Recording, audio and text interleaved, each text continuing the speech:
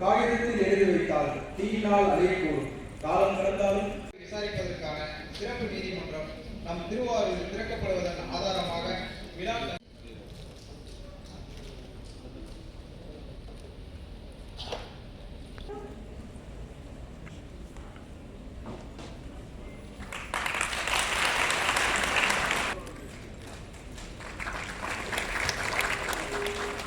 request Thiru G. Saratraj, Honorable Sessions Judge, Fast Track Madras Court.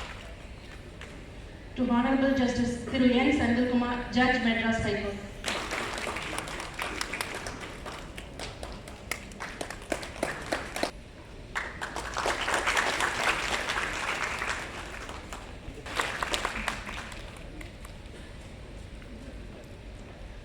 District Legal Services Authority, Thiruvarur, to present the memento on shawl to Thiru.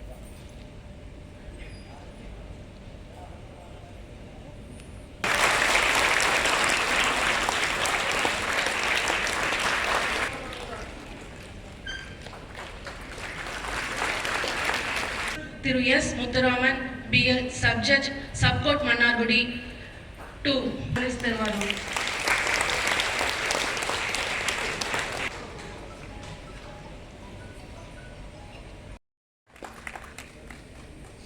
I request Thiru M. Ravichandran, BA Legal Sub-Judge, Tiruthurai, President Bar Association, Thiruvarur.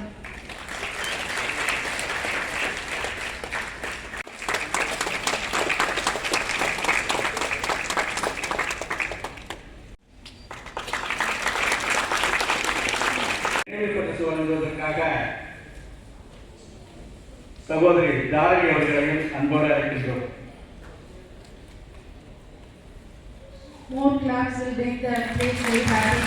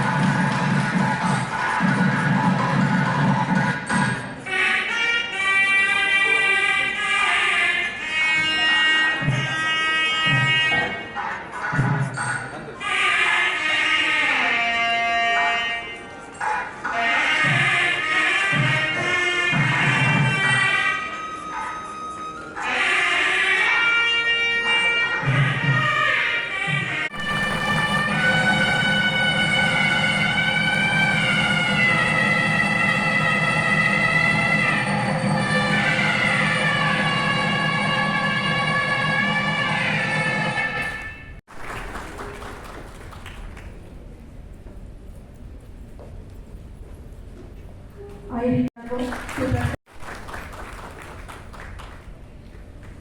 to Honorable Justice Thiru.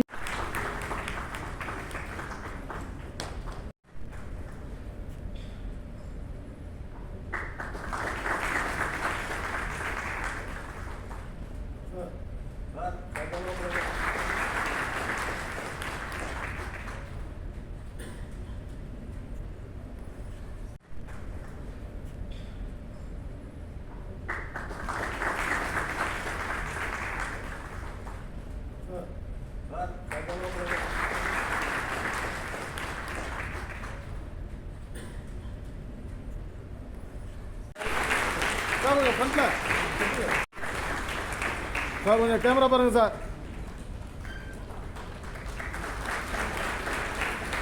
Okay sir. Sir கொஞ்சம் ஃப்ரண்ட்டில் வந்துடுங்க sir. Sir sir கொஞ்சம் ஃப்ரண்ட்டில்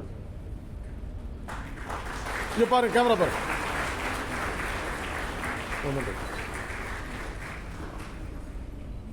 sir camera பாருங்க sir. அப்படியே thank you sir. நாங்கள் traditional போடுறோம்.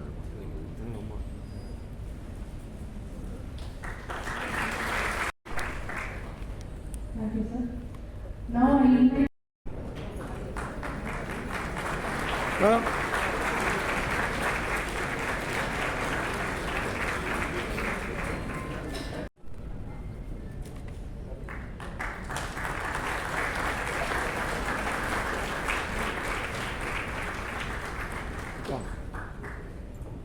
அப்படியே சேர்ந்து போடும்.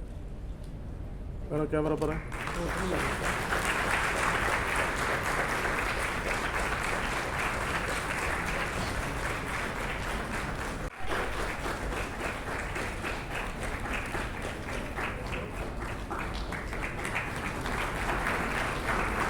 சார் சார் சார் கையோ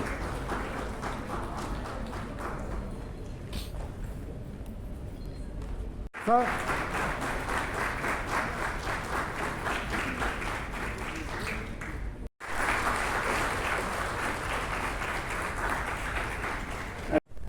போட்டுட்டு அப்படியே கேமரா பாருங்க.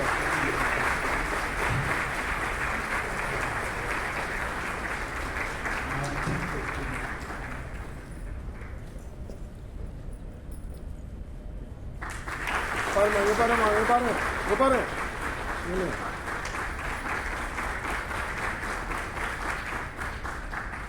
சார் கேமரா பாருங்க சார்.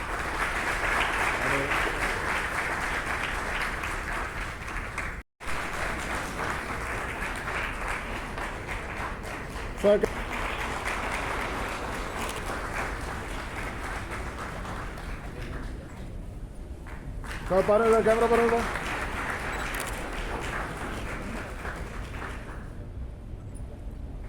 சார்.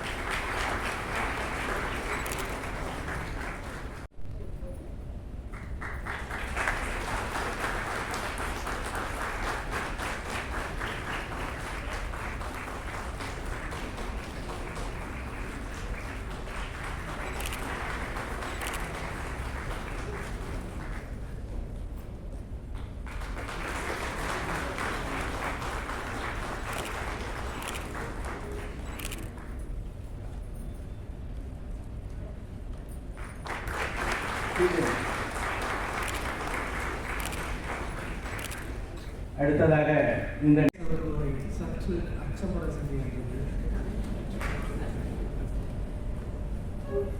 இறுதியாக பேசக்கூடியவர்களுக்கு ஒரு சிரமம் உண்டு. நாங்கள் தொகுத்து பேச வேண்டிய அனைத்து விஷயங்களும் எங்களுக்கு முன்பாக பேசுபவர்கள் பேசிவிடுகிறார்கள். சம்பிரதாய விஷயங்களை கடந்து சில விஷயங்களை சொல்லிவிட்டு என்னுடைய பேச்சை தொடங்கலாம் என்று நினைக்கிறேன். திருச்சிக்கு இன்னொரு பேர் பொன்மலை அப்படின்னு சொல்லுவாங்க, கோல்டன் பார்க். அந்த பொன்மலை பிறந்த பொன் மகள்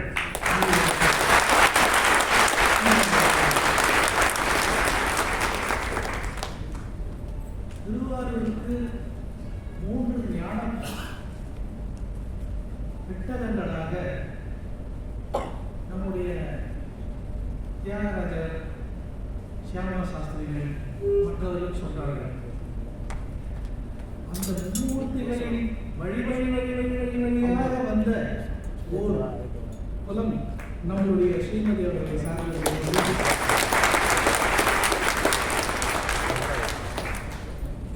அந்த வழித்தோன்றலில் வந்த வழியில் அவர்களுடன் இணைந்து நான் இந்த நீதிமன்றத்தை திறப்பதற்கு இந்த சொந்த மண்ணிற்கு வந்திருப்பது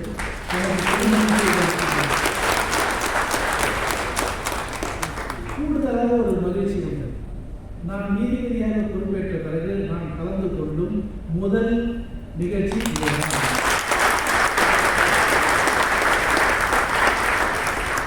ஒரு திரைப்படத்தில் ஒரு வசனம் வரும், இப்படிப்பட்ட விஷயத்தை செஞ்சு உன் பேரை கல்வெட்டில் பதிச்சு வச்சுட்டீங்கன்னா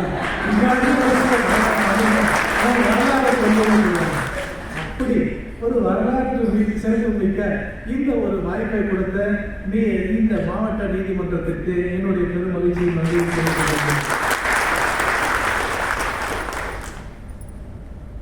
ஒரு விஷயம் என்ன கவனிச்சேன் அப்படின்னு சொன்னா, இங்க கலெக்டருக்கு பாராட்டு அப்படின்னு ஷால் போடணும்னு சொல்லும்போது பெண்கள் பக்தியிலேருந்து பயங்கரமா கரவடி வருது. அதை முடிச்சுட்டு எஸ்பி கூப்பிடுறாங்க, வழக்கறிஞர்கள் மத்தியிலிருந்து நிறைய கரவடி வருது. இது எஸ்பியையும் கலெக்டரையும் என்ன காமிக்குதுன்னா, அவங்க மக்களோட மக்களா எவ்வளவு இணைஞ்சிருக்காங்க அப்படின்னு. இதையெல்லாம் தாண்டி நம்மளுடைய மாவட்ட நீதிபதிகள் பேச வராங்க. அரங்கம் நிறைய கரவடி.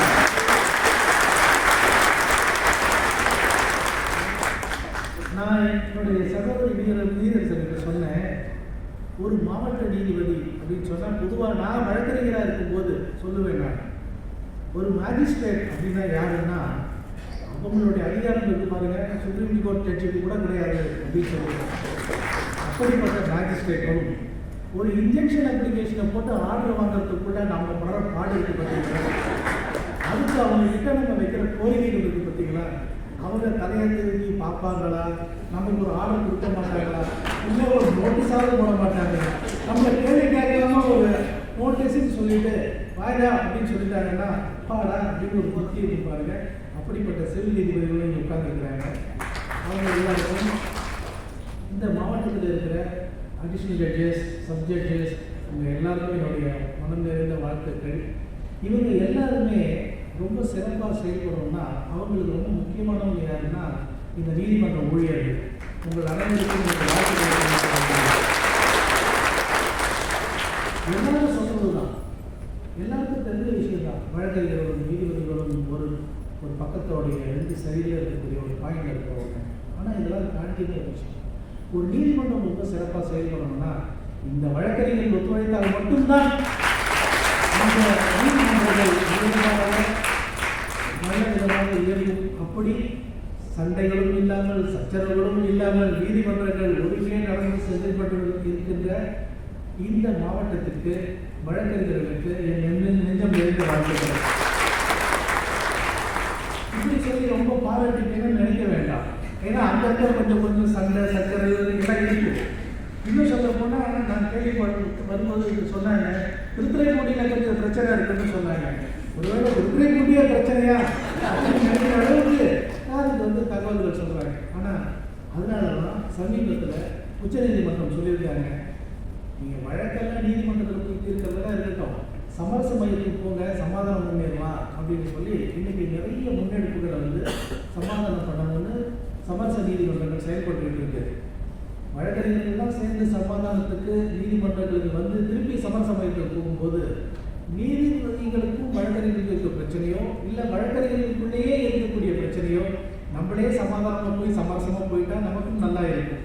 அந்த வேண்டுகோளை வைக்கிறாங்க. இப்போ இங்கே பேசும்போது நம்மளுடைய பார் கவுன்சில் மெம்பர் சிவசுப்ரமணியம் சொன்னார், நானும் இந்த மண் சார்ந்தவன் தான், மன்னார்குடியில் சில வேக்கன்ட் பொசிஷன்ஸ் இருக்குது அப்படின்னு சொன்னார்.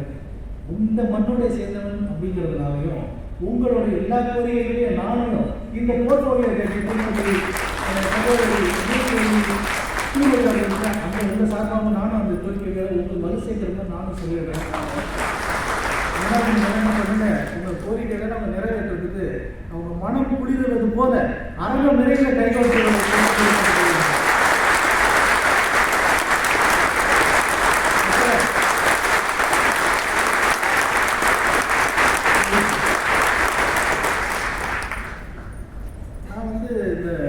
ஸ்பீச் எல்லாம் ரெடி பண்ணி கொண்டு வரணும்னு ஒரு 6-7 பக்கத்துக்கு ரெடி பண்ணேன். ஆனால் வந்த பிறகு தான் தெரியுது நான் பேச வேண்டிய பாதி சீஃப் ஜுடிஷியல் மேஜிஸ்ட்ரேட் அக்கா பேசிட்டு போயிட்டாங்க. 4 பக்கத்தில் நான் அனுப்பிச்சிட்டேன். இப்போ என்னதான் இருக்குது அப்படின்னு பார்த்தா, நான் பேசி முடிச்சுட்டு போன பிறகு எனக்கு என்ன தோணுதுன்னா, என்னோட சகோதரி ஸ்ரீமதி என்ன பேச போகிறாங்க அப்படின்னு எனக்கும் ஆச்சரியமாக இருக்குது. ஆனால் அதுக்கு முன்னாடி இந்த மாவட்டத்துடைய சில விஷயங்கள் மட்டும் நான் சொல்லிட்டு போகணும். இந்த மண் எப்படி வந்திருக்கு அப்படின்னு சொன்னால் இந்த வரலாறுல கலையும் கலாச்சாரமும் அரசியலும் நீதி பரிபாலனம் எப்படி இருந்திருக்கு அப்படின்னா அனுமதி சோழன் காலத்துக்குள்ள போய் அப்படியே நம்ம சோழ சாம்ராஜ்யத்துக்குள்ள போய் பார்த்தா இந்த சோழ தேசத்தோட சிறப்புக்குள்ள வந்து நிற்குது. இந்த முதலாம் குலோத்துங்க சோழனோட ஆட்சி காலத்தில் தான் இந்த திருவாரூர் தலைநகரமாக அறிவிக்கப்பட்டிருந்தது.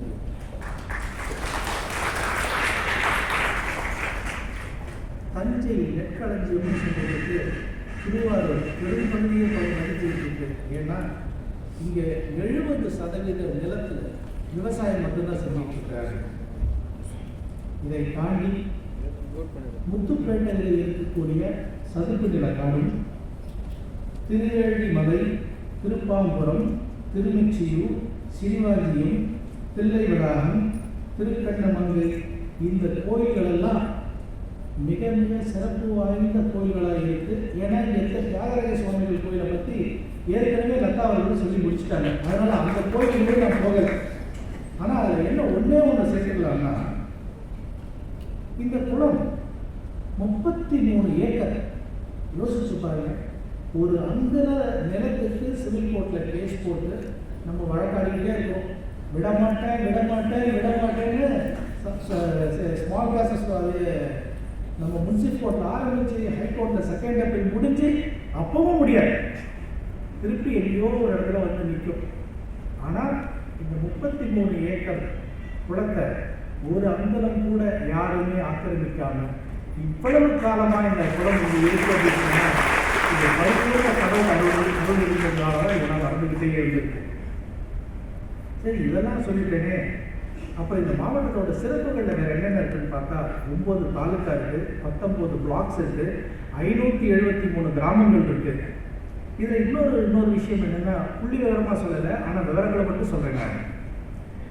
12,24,277 பேர் இந்த மாவட்டத்தில் மக்கள் இருக்காங்க. இதில் ஆண்கள் 6,26,693, பெண்கள் 6,37,584 பேர் இருக்காங்க. இதில் என்னத்துக்காக இதை சொல்கிறேன் அப்படின்னு சொன்னால், இதில் கல்வி அறிவு வந்து ஆண்கள் 89.13%, பெண்கள் 76.72% இருக்காங்க. மொத்தமாக கூட்டி பார்த்தா 82.86% மக்கள் இந்த மாவட்டத்தோட கல்வி அறிவு பெற்றிருக்கிறார்கள் என்பது தனி சிறப்பு.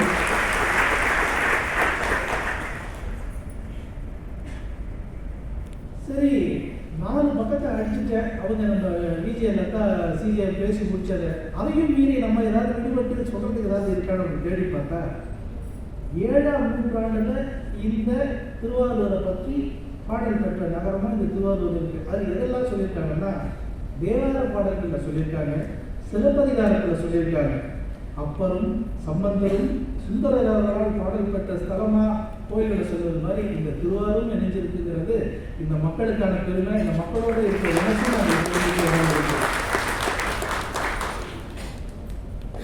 இந்த கோயிலை பற்றி லதா சொல்ல விட்ட தகவலை மட்டும் நான் அப்படி தேடி எடுத்து பிடிச்சிக்கிறேன். சில சமயம் பிக் அடிக்கும் போது மிஸ் பண்ணிட்டாங்கன்னா வேற ஒரு ரயில்வே அப்படி பார்த்து எழுதுற மாதிரி எனக்கு கிடைச்ச தகவல்கள் சொல்றாரு. ஆதித்ய சோழன் 9ஆம் நூற்றாண்டில் இந்த கோயிலை கட்டியிருக்காரு. முதலாம் ராஜராஜ சோழனும் முதலாம் ராஜேந்திர சோழனால் புதுப்பிக்கப்பட்ட கோவில் இது. தியாகராஜ சுவாமி கோயில் வந்து சாதாரணமான கோவில் கிடையாது. 20 ஏக்கர் பரப்பளவில் 9 கோபுரம் கொண்ட இந்த சிவன் கோவில் இன்றைய வரைக்கும் எல்லாருடைய கவனத்தையும் இருக்கிற அளவுக்கு அதோடைய பெருமையும் முக்கியத்தையும் மேன்மையும் சிறப்பு வளர்ந்து இருக்கு. நீதிமன்றத்தை சொல்லியிருக்கோம், இல்லை கொஞ்சம் கோயில்களை பற்றி சொல்லியிருக்கோம். அப்படின்னு பார்த்தா இந்த கலெக்டரேட், திருவாரூர் கலெக்டரேட்டில் திருவாரூர் ஒரு டிவிஷனாகவும் மன்னார்குடி ஒரு டிவிஷனாகவும் இருக்குது. இதில் பாருங்க, 9 தாலுக்கா இப்படி போய் திருவாரூரில் மட்டும் திருவாரூர் தாலுக்கா, நன்னிலம் தாலுக்கா, குடவாசல் தாலுக்கா, வலங்கைமான் தாலுக்கா, மன்னார்குடி டிவிஷனில் மன்னார்குடி தாலுக்கா, நீடாமங்கலம் தாலுக்கா, திருநெல்வேலி தாலுக்கா, கூத்தாநல்லூர் தாலுக்கா, புரடாச்சேரி தாலுக்கா, இதில் இவ்வளவு கிராமங்களையும் வந்திருக்கு. இவ்வளவு கிராமங்களையும் நல்ல செவ்வனே நிர்வகிச்சு விட்டுட்டு இருக்க நம்மளோட மாவட்ட ஆட்சியருக்கு ஒரு உங்களோட சார்ந்த வாழ்த்து.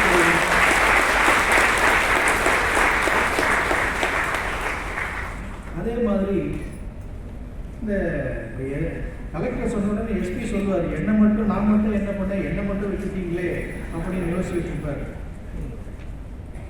இந்த எஸ்பி ஆஃபீஸுக்கு பார்த்தீங்கன்னா அவங்க வந்ததுலேருந்து இத்தனை டிவிஷனில் அடிஷனல் எஸ்பிஸு, டிஎஸ்பிஸ், இவ்வளவு போலீஸ் ஸ்டேஷனையும் பார்த்து நீங்கள் யோசிச்சு பாருங்கள்.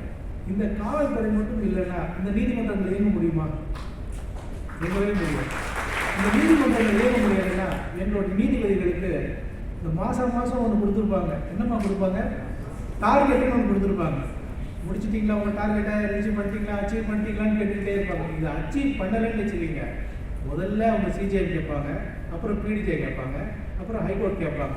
இப்படி இருந்த காலம் போய் இன்னைக்கு உச்சநீதிமன்றம் வந்து உயர்நீதிமன்றத்தை கேள்வி கேட்குது, எதுக்காக இவ்வளோ பெண்டன்சி வச்சுருக்கீங்க, உங்கள் அரியஸ் எல்லாம் குறைங்க அப்படின்னு சொல்லுவாங்க. உச்சநீதிமன்றம் உயர்நீதிமன்றத்தையும் கேட்கறதுனால உயர்நீதிமன்றம் திருப்பி பிடிஜேவை கேட்கறதுனால பிடிஜே கடைசியாக யார்கிட்ட வந்து சொல்கிறாருன்னா இங்கே கடைக்கூடியில் இருக்கிற இந்த முன்சிஃபையும் மேஜிஸ்ட்ரேட்டையும் கேட்டுக்கிட்டு இருக்காங்க. அதனால் இந்த வழக்கறிஞர்களுக்கு ஒரு அன்பான ஒரு வேண்டுகோள், வாய்தாவை குறைச்சி கடகடன்னு இந்த கேஸை முடிச்சிங்கன்னா உங்கள் கட்சிக்காரர்களுக்கும் நல்லதாக இருக்கும், எங்கள் நீதிபதிகளுக்கும் நல்லதாக இருக்கும். இதெல்லாம் சரி, இந்த மாவட்டத்தோடைய பழைய பெருமைகள் எல்லாம் நம்ம சொல்லுவோம். ஆனால் இன்னைக்கு இந்த திருவாரூர் மாவட்டத்தில் 70% விவசாய நிலம் இருக்கே, வேற என்னெல்லாம் இருக்குன்னு பார்த்தா அரசு கலைக்கல்லூரி இருக்குது, சென்ட்ரல் யூனிவர்சிட்டி இருக்குது, தமிழ்நாட்டோட சென்ட்ரல் யூனிவர்சிட்டி இருக்குது, மத்திய அரசாங்கத்தோட இது, government medical college and hospital இருக்குது. இவ்வளவும் இருந்துட்டா போதுமா அப்படின்னா போதாது அப்படிங்கிறது என்னுடைய கருத்து. இந்த விவசாயிகள்லாம் இருந்தாலும் இங்கே மண்வளம் செழிப்பாக இருந்தாலும் மற்ற தொழில் புரட்சி இந்த மண்ணுக்கு வந்தால் மட்டும்தான் இந்த மண்ணுக்குடைய மற்ற கீர்த்திகளும் வரும் என்பதை தாழ்மையுடன் கேட்டுக்கொண்டு என்னுடைய நீதிமன்ற விளக்கங்களையும் இதனுடைய சிறப்புகளையும் பேசுவதற்கு என்னுடைய சகோதரி மாண்புமிகு நீதிபதி நீதியரசர் ஸ்ரீமதி அவர்களை உங்கள் சார்பாக அன்புடன் அழைக்கின்றேன்.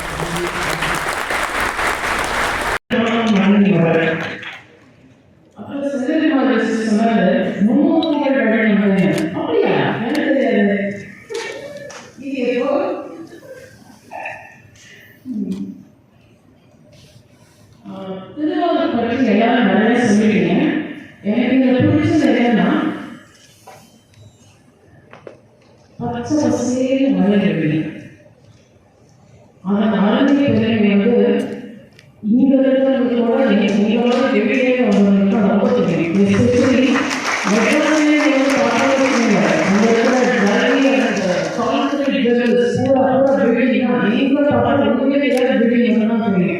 அந்த மாதிரி ஒரு சூழ்நிலை வந்து நீங்க வந்து பார்த்தா பச்சை பசேல் அந்த வயல்களை பார்த்தா திருவாரூரில் நான் நீங்கள் பேசுவதற்கு பெரிய மகிழ்ச்சி சொல்றேன்.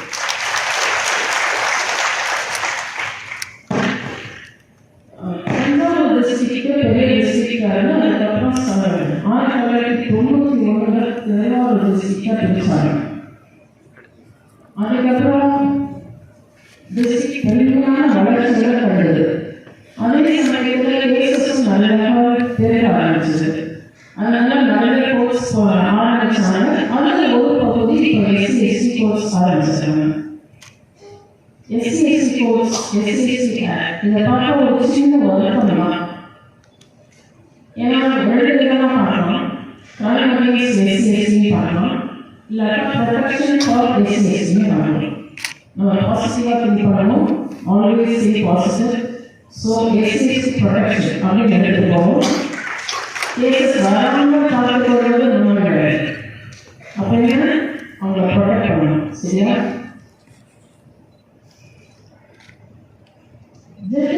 integrity. இது ரொம்ப முக்கியம், especially for judiciary and also district judiciary. ஏன்னா கடைசியில் நம்மகிட்ட தான் வந்து எல்லா காமன் மக்கள் நம்மகிட்ட தான் ரிலீஃப் பண்ணுறாங்க. அதனால ஜட்ஜஸ் இன்டெகிரிட்டி வந்து கேஸை பார்த்து சட்டத்துக்கு உட்பட்டு சட்டத்தை கொஞ்சம்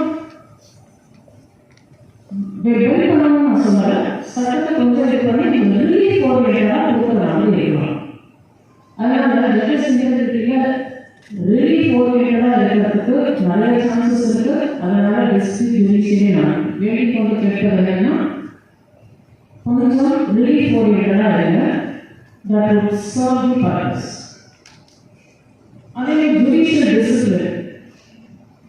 இப்போ இந்த திருவள்ளூர் டிஸ்ட்ரிக்ட்டுக்கு முதன்மை அப்படின்னு பார்த்தீங்கன்னா district collector, SP and PDG.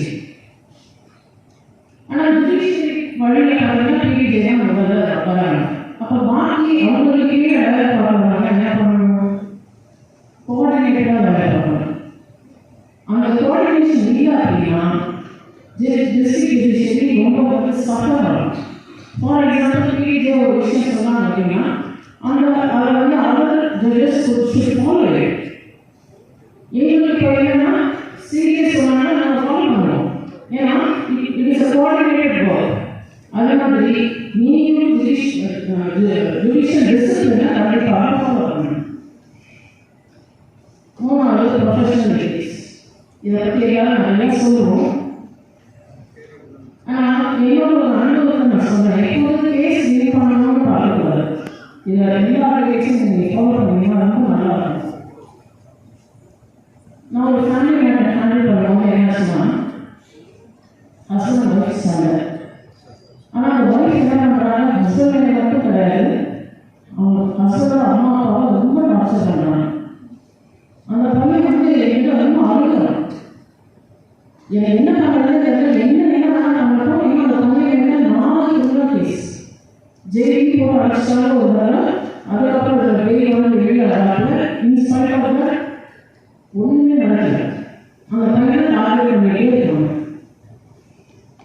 அப்போ நான் என்ன சொன்னேன்னா அந்த பையனை நீங்கள் கூட்டு போகணும், ஒரே ஃபேமிலியில் ஒரே வீட்டில் இருக்கீங்க, உங்கள் அம்மாவை தண்ணி வச்சுருங்க, அப்போ அந்த டார்ச்சர் குறையும் அப்படிங்கிற மாதிரி அட்வைஸ் பண்ணேன்.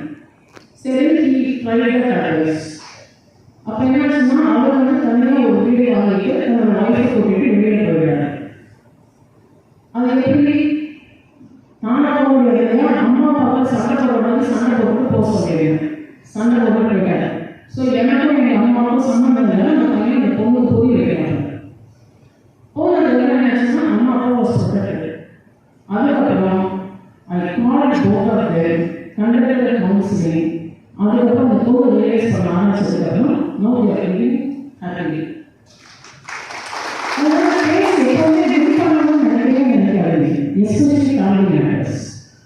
ஏன்னா இப்போ ஃபேமிலி மேட்டர்ஸ் பாதி விஷயம் வந்து நிறைய அலிகேஷன்ஸ் ரைஸ்ட்.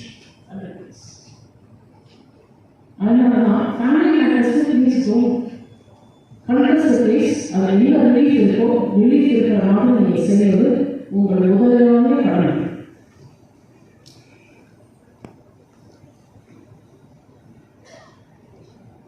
ஃபைனலாக ஒரே ஒரு 2 விஷயம் மட்டும் சொல்லிக்கிறேன். இன்னும் நானும் அவங்க வந்து நிறைய எழுதியிருக்காங்க. அதனால் ஜஸ்ட் செந்தில்குமாரோட ஸ்பீச்சை maybe treated as part and parcel of my speech.